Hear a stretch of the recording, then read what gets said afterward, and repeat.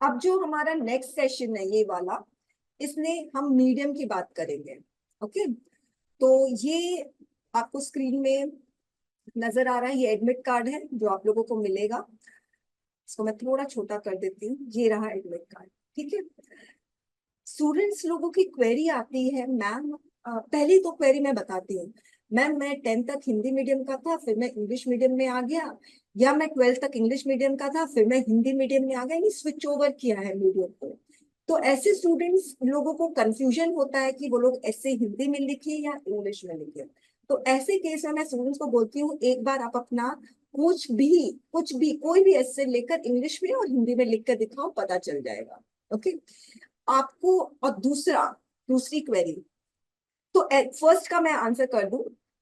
देखिए, आपको खुद पहचानना है आपकी स्ट्रेंथ क्या है। क्या आप हिंदी में अच्छा एक्सप्रेस कर पाते हो या इंग्लिश में? कोई कोई स्टूडेंट कहते हैं मैं दोनों में हम एक्सप्रेस नहीं कर पाते। होता है, हमारी कमांड दोनों लैंग्वेज में नहीं होती, ऐसा भी होता है। ये खासकर साउथ इंडियन स्टूडेंट्स के साथ होता है, महाराष्ट्र के स्टूडेंट्स के साथ बहुत ज्यादा होता है, क्योंकि वो लोग रीजनल मीडियम के होते हैं, मराठी होते हैं वो लोग।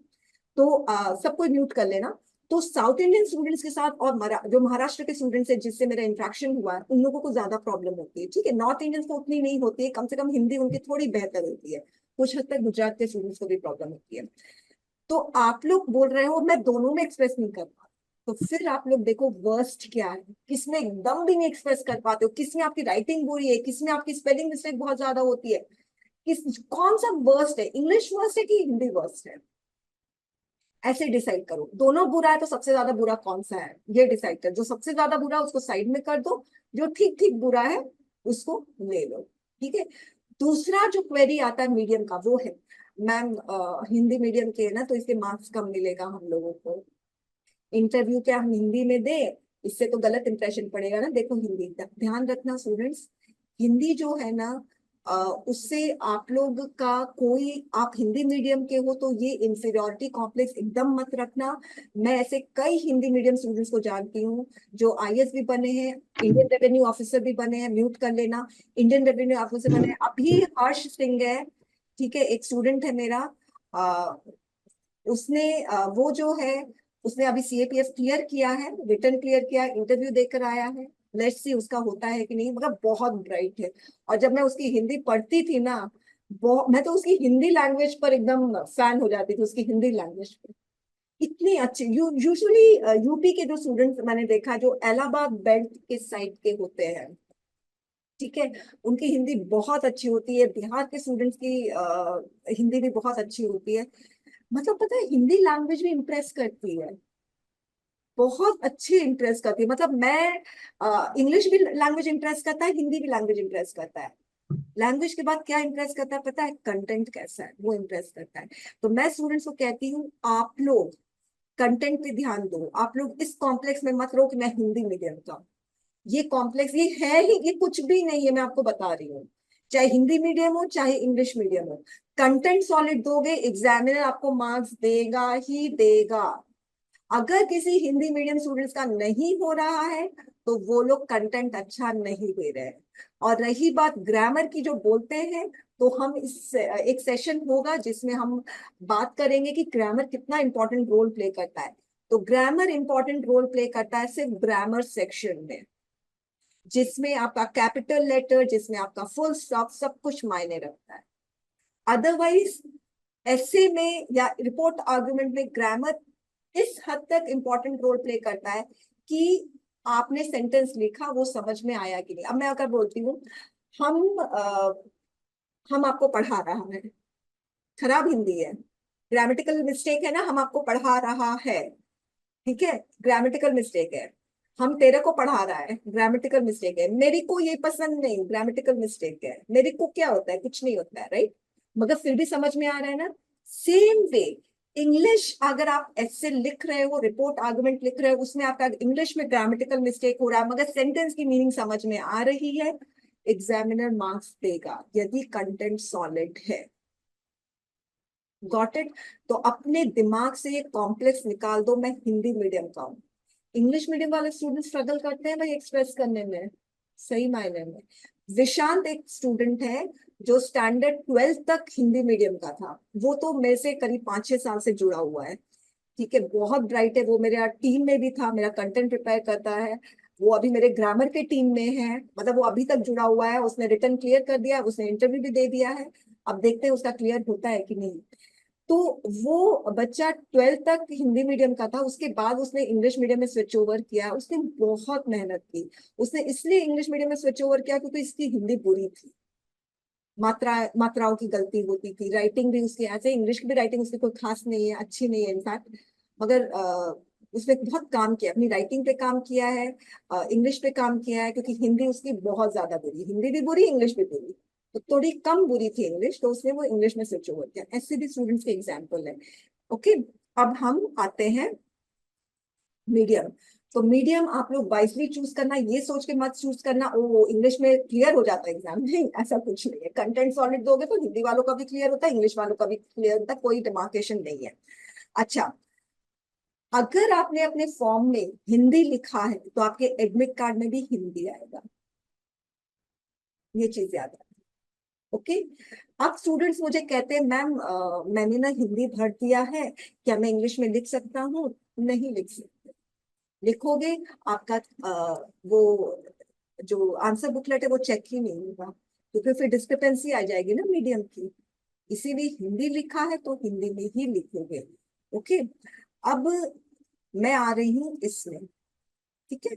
ये आपको क्वेश्चन कम आंसर बुकलेट मिलता है, यूपीएससी के वेबसाइट से डाउनलोड किया है। यहाँ पर आप देख रहे हो मीडियम ऑफ द एग्जाम, यहाँ पे आप अपना लिखो, अगर आप हिंदी के हो तो आप हिंदी लिखोगे। ओके, क्लियर हो गई बात? फाइन। अब मैं देख लेती हूँ उसमें, और मीडियम का कुछ भी चक्कर नहीं है। हाँ, एक जगह कहीं पे लिखा हुआ है कि एक सेकंड में आपको बताती हूँ।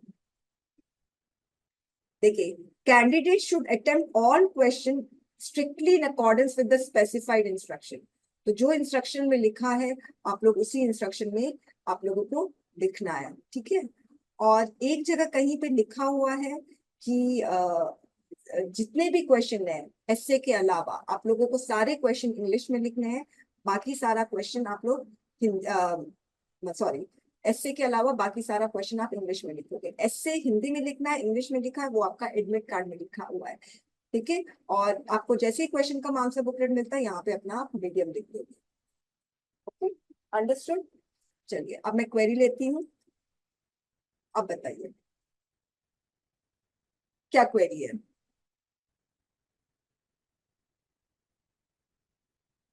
किसी को थी ना क्वेरी हाँ मीडियम मैम। से कनेक्टेड? हाँ बताइए। मैम क्वेरी नहीं है, एक जनरल क्वेश्चन है मैम। हम्म। मैम जैसे कि जो सीएससी के जो स्टूडेंट्स जो अपने आंसर राइटिंग्स लिखते हैं, तो वो थोड़ा स्ट्रक्चर और डायग्राम्स बनाते हैं, क्या हमें अलाउड रहता है सीएपीएफ के एग्जाम्स में ऐसे में स्ट्रक्चर या फ्लो चार्ट बनाने के लिए, अच्छा। या और we have to only write only in paragraph ma'am? अच्छा, अब देखिए, सिविल्स का जो एसे होता है, उसमें भी जो फैकल्टी पढ़ाते हैं ना, उसमें भी मना करते हैं कि जब आप लोग ऐसे लिख रहे हो, do not make any diagram, do not make any flow chart, do not make any map. ये एसए के फैकल्टी बताते हैं सिविल्स के। जो फ्लो चार्ट डायग्राम मैप बना रहे हैं वो जीएस के क्वेश्चंस के लिए बनाते हैं। एसए के लिए आपको हमेशा, अगर फ्लो चार्ट और डायग्राम ही बनाना है तो एसए में क्यों लिखा रहता है इतने वर्ड्स में लिखना है? Got it? तो आप लोग एसए में कभी भी फ्लो चार्ट डायग्राम मैप नहीं बनाओगे, पहली चीज। दूसरी चीज, एसए को कभी भी आप लोग ऐसे जब लिख रहे हो पॉइंट वाइज नहीं लिखोगे, मैंने देखा है 1 2 3 4। तीसरा, सब हेडिंग नहीं दोगे, इंट्रोडक्शन कंक्लूजन ऐसे देते हैं, वो भी नहीं दोगे, सिंपली पैरावाइज। ओके, पैरावाइज देना है। Fine, clear? अच्छा, इसके अलावा और कोई क्वेरी?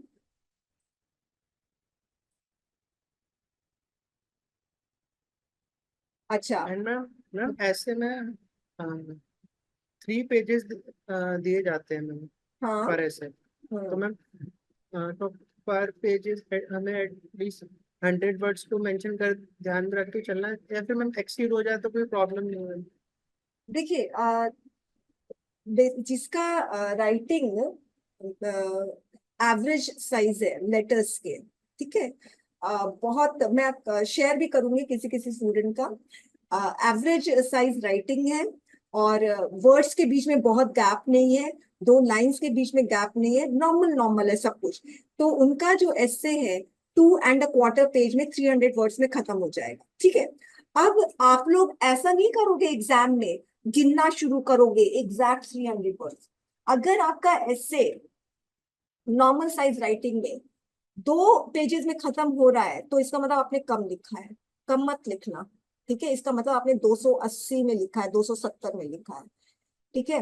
और अगर आप लोग का 2.5 पेज होता है, तो इसका मतलब एवरेज साइज राइटिंग में, तो इसका मतलब आपने 320 ऐसे लिखा है, ठीक है। चलेगा, कोई प्रॉब्लम नहीं है। अपने आप को ना इतना ज्यादा वर्ड में मत बांधो। 300 का वर्ड है तो 310 320 चलेगा। एक चीज आप लोग ध्यान रखना, अगर आप लोग 340, मुझे एक स्टूडेंट ने ऐसे लिख के दिया था, मैंने बोला कि अगर आपको इतना डर लग रहा है 200 मार्क्स का पेपर अटेंड करने में, एक ऐसे लिख के दो। 500 वर्ड्स में ऐसे लिखा उसने मुझे। मैंने कहा मैं नहीं इवैल्यूएट करूंगी, मैं 200 वर्ड्स एक्स्ट्रा क्यों देखूं।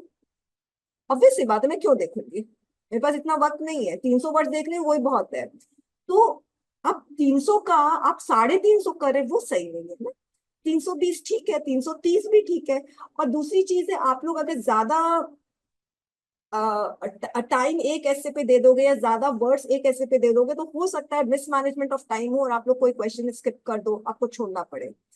ओके, तो हम लोग इस पे भी बात करेंगे अगले सेशन में, हम लोग इस पे भी बात करेंगे। मैं कुछ चैट के क्वेश्चंस ले रही हूँ। अ, एक सेकंड। हम्म, हाँ, हम्म, तो चैट के क्वेश्चन ले रही हूँ। तो इसमें शिवानी ने लिखा है उसका पेपर 1 का टारगेट 160 है, पेपर 2 का टारगेट 80 अबव है। एकदम सही टारगेट है।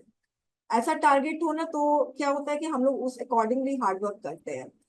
अब निशांत आपने पूछा वर्ड लिमिट का, तो उसका मैंने आंसर कर दिया। अब आरसी में वर्ड लिमिट, अच्छा, मैंने बहुत सारे स्टूडेंट्स को बोलते हुए सुना है, मैम आरसी जो रीडिंग कॉम्प्रिहेंशन का जो क्वेश्चन होता है वो है ना 4 मार्क्स का होता है, तो उसमें तो ज्यादा ज्यादा लिखना होगा ना, और फिर स्पेस भी होता है तो ज्यादा ज्यादा लिखना होगा, राइट। तो मैंने कहा कि सारे क्वेश्चन 4 मार्क्स के हैं, तो फिर सारे क्वेश्चन के आंसर का लेंथ भी सेम होना चाहिए। एक्चुअली उसका मैंने पेपर चेक करी थी, तब उसने ज्यादा ज्यादा आंसर लिखे थे, तब मैंने उसको ये लॉजिक दिया कि सारे क्वेश्चन का मार्क्स 4 है, तो सभी का आंसर का लेंथ फिर सेम होना चाहिए। आपने एक में 30 वर्ड्स लिखा है, एक में, मैंने काउंट कर रही थी, लिटरली काउंट करके उसको बताया था, एक में 50 वर्ड्स लिखा है, ठीक है, एक में तो 20 वर्ड्स में ही खत्म कर दिया, तो फिर गलत हो गया ना। फिर उसको समझ में आया, स्पेस तो सब में सेम ही रहेगा क्वेश्चन का, और रीडिंग कॉम्प्रिहेंशन क्वेश्चन के मार्क्स पे इक्वल वेटेज ही रहेंगे। ओके, आप लोग स्पेस और इक्वल वेटेज ऑफ मार्क्स से आप लोग कैरिड अवे मत हो, इस इल्यूजन में मत रहो। बेसिक चीज है समझदारी, जो पूछ रहा है सिर्फ उसका आंसर करो। एग्जामिनर को आप एग्जामिनर आपका कुछ भी नहीं लगता है, जो आपका एक्स्ट्रा एक्स्ट्रा लिखोगे तो एक्स्ट्रा चेक करेगा नहीं, वो ढूंढेगा अरे क्वेश्चन का आंसर कहाँ है। कोई कोई एग्जाम तो ढूंढेगा भी नहीं, दिख नहीं रहा चलो हटाओ।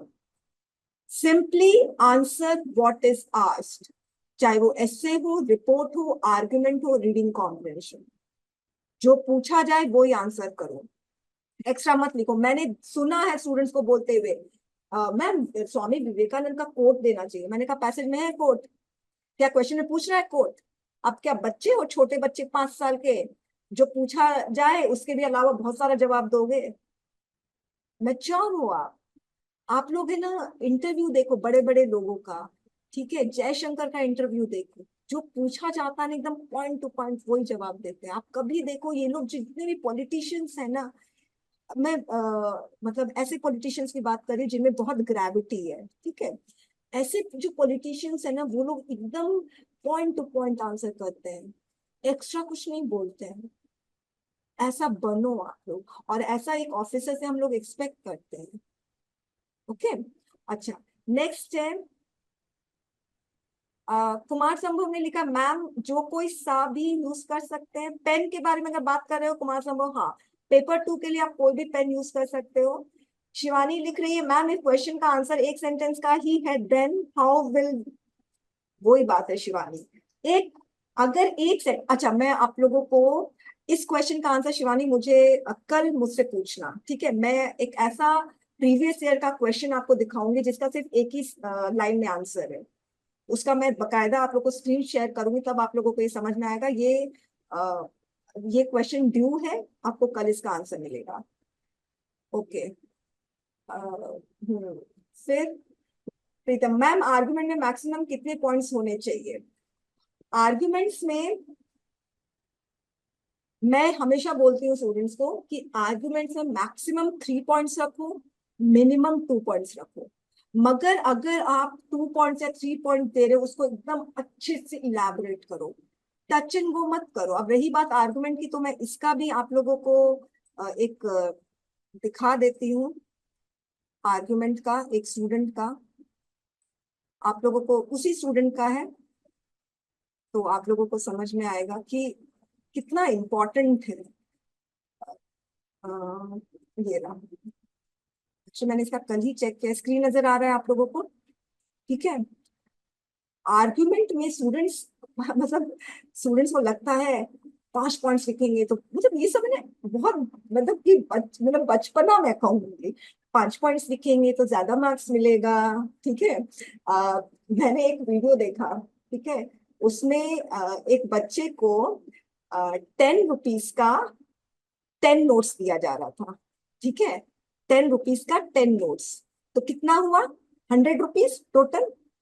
और एक हाथ में एक एडल्ट है, उसने एक हाथ में 10 रुपीज का 10 नोट्स रखा, ओके, और दूसरे हाथ में 50 रुपीज का, सॉरी 100 रुपीज का 5 नोट्स रखा। फाइन। 10 रुपीज का 10 नोट्स और दूसरे हाथ में 100 रुपीज का 5 नोट्स। और वो बच्चा क्या था, बच्चा है, वो देखा, ओ वाह, 10 रुपीज का 10 नोट्स है, 1 2 3 4 10 10 नोट्स, तो ये ज्यादा है तो इसको ले लो। ये तो सिर्फ 5 नोट्स है, ये तो कम है, 10 तो ज्यादा है, तो वो लेना चाहिए। तो उसने क्या प्रेफर किया? 10 नोट्स 10 रुपीज का, क्योंकि उसको 10 का वैल्यू नहीं पता और उसको 100 का वैल्यू नहीं। आपको समझ में आया ना क्या कहना चाह रही हूँ? वैल्यू होता है, नंबर ऑफ पॉइंट्स का वैल्यू नहीं होता है। पॉइंट्स इटसेल्फ का वैल्यू होता है, नोट इटसेल्फ का वैल्यू होता है, नंबर ऑफ नोट्स का वैल्यू नहीं होगा अगर कंपेयर करें तो। Got my point? तो ना ये सब चीज है ना, छलावा है, इल्यूजन है, भ्रम है कि एग्जामिनर कोई छोटा बच्चा नहीं है जो नंबर ऑफ पॉइंट्स को देखकर इंप्रेस हो जाएगा। Okay, fine. He is not a child और चाइल्डिश और किडिश। ठीक है। अब देखो ये आर्गुमेंट है, मैं बोलती हूँ इंट्रोडक्शन टर्म लिखो, मगर नहीं लिखना है इंट्रोडक्शन टर्म।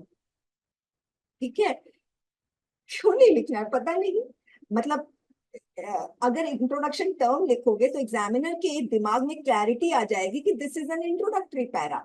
मगर नहीं, मुझे तो एग्जामिनर को सस्पेंस में रखना है, वो सोचता रह जाएगा ये क्या क्या लिखा है मैंने, है ना? बहुत टाइम है एग्जामिनर के पास, और आपके पास भी बहुत टाइम है ऐसा लग रहा है। फिर इन फेवर भी लिखा है, फॉर भी लिखा है, अरे मतलब आप एग्जामिनर को चॉइस दे रहे हो। देखो अगर आप तुमको इन फेवर नहीं समझ में आया ना तो फॉर समझ लेना, फॉर नहीं समझ में आया तो इन फेवर समझ लेना। अरे भाई इंस्ट्रक्शन में खुद लिखा हुआ है, यूपीएससी का क्वेश्चन पेपर में इंस्ट्रक्शन में लिखा हुआ है, right argument for and against.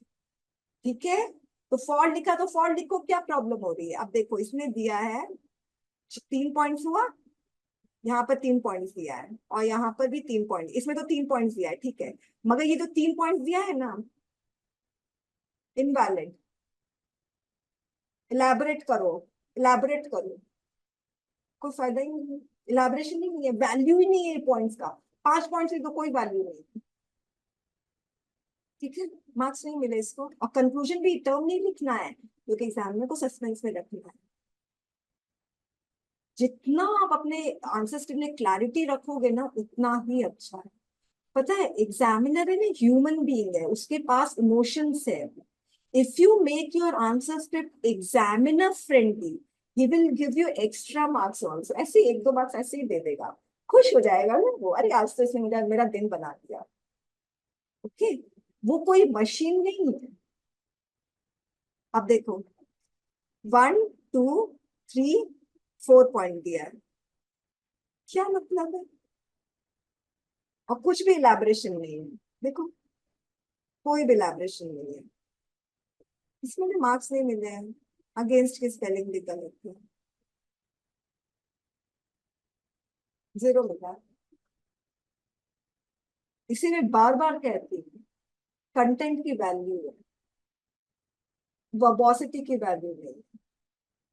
ठीक है, जो ये जो आना स्टूडेंट बोलते हैं मैम 7 पॉइंट्स लिखना चाहिए, मेरे पास ऐसे आंसर स्क्रिप्ट है जिसमें 7 पॉइंट्स है, उसको मार्क्स मिले हैं 2, क्योंकि मैं बच्ची नहीं हूँ जो एक हाथ में 10 रुपीज का नोट्स देखेंगे 10 10, और एक हाथ में 100 रुपीज का नोट देखेंगे तो 10 रुपीज वाला हाथ को प्रेफर करेंगे। I am not a kid, and even examiner is not a kid. Okay, ये चीज ध्यान रखना।